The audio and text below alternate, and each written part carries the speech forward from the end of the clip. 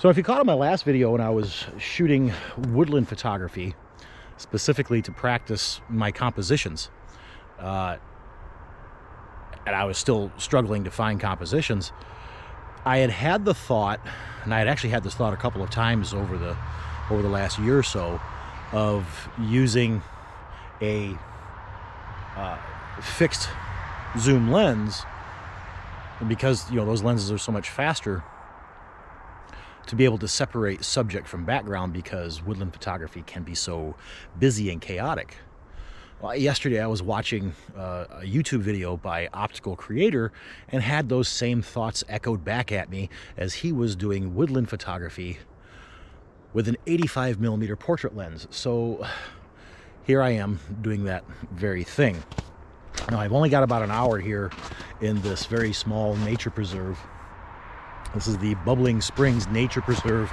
It's only about 20 acres or so, and the trail system only runs through half of that. So I don't know if I'm going to have time to find anything interesting today, but we're going to give it a shot. Even if I don't, we'll try it again. Like I said, I've only got about an hour, and my daughter has a wrestling match at 4. It is now 3:05. So this has thus far been one of the most uninspiring woodlands I've yet to walk in. Everything here is just meh. It's a nice woodland, but the conditions are absolute trash. We've had a huge warm up. I mean, as you see, I'm wearing a hoodie. It's 40 degrees. We've had a huge melt off of snow, and there's been a lot of foot traffic back here.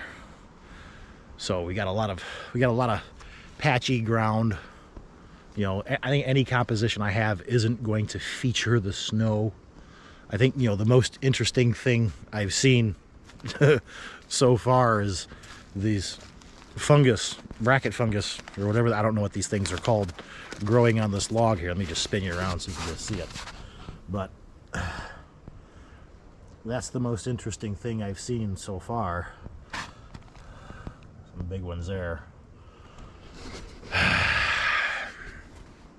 I don't know, man. I've seen a couple of spots that had potential for panoramas, but nothing suitable for my 85mm portrait lens yet.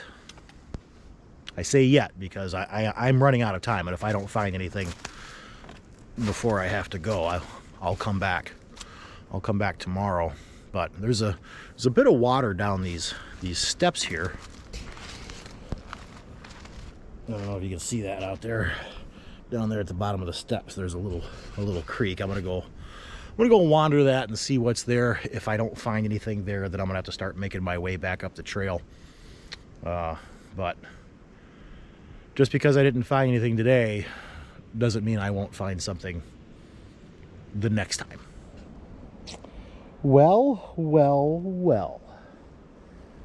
Found ourselves a nice little creek here. And right there, let's see if we can get in a little closer. We've got ourselves a little bubbling spring. There you go. There's our natural spring. And this is as close as we're going to get to that. Those springs can be pretty fragile, and we do not want to be responsible for causing any sort of damage down there. So we finally landed on our composition, and it's honestly going to be the only composition of the day.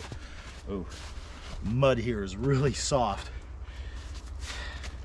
and there's spots where I keep sinking into it. But I don't know if you can see it on this wide lens, but straight across the creek here, we're including a little bit of the water, and it's through those 2 trees there to the 2 trees, or it's 1 tree that's forked at the bottom. It's not super simple, it's not overly complex, and it's not, oh wow, but it caught my eye. And I've been hearing the mantra over and over, and I honestly believe it. If something catches your eye, you should photograph it. This is really the only thing that's caught my eye down here that fits the 85mm lens.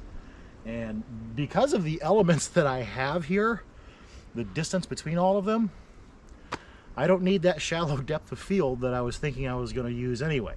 But we're still going to keep hunting for that because I want to see how it's going to work for me. But anyway, I'll show you here in the camera real quick and I'll talk you through the elements. Here's our scene straight out there. We are including this little bit of water right here, these two trees, and that single tree that's forked in the middle. You know, we got ourselves a vertical composition here, and it's very dark in the front, and the light really opens up, so it pulls you into the center of the frame. And I really like that it's a frame within a frame within a frame. The only thing I'm not super crazy about here is this very dark tree right here. I can't get around it. I can't get away from it. If I move the camera over this way to eliminate it, then these two are too close to this element here. So I farted around with this long enough that this is the composition that I'm going to shoot. I like the darkness in the foreground, but I'm still going to exposure bracket anyway to see if I can get a fully detailed photograph. But I really think that as you see it on the camera here is what I'm going to like best.